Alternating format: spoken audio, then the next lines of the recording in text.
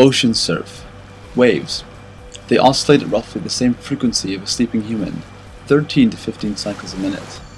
This is why we find them so relaxing. It resonates with us. Nature communicates to us also. Certain sounds make us feel safe. We are programmed this way through evolution. Our behavior is affected by sound.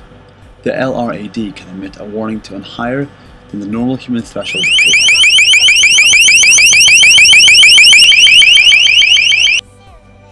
Sound can seriously affect us physiologically too.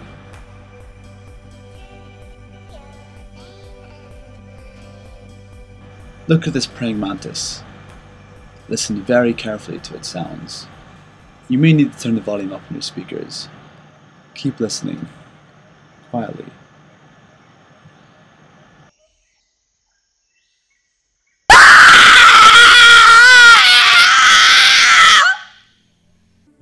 You just received a shot of cortisone, a stress hormone. Your heart rate has increased and you're now fully alert.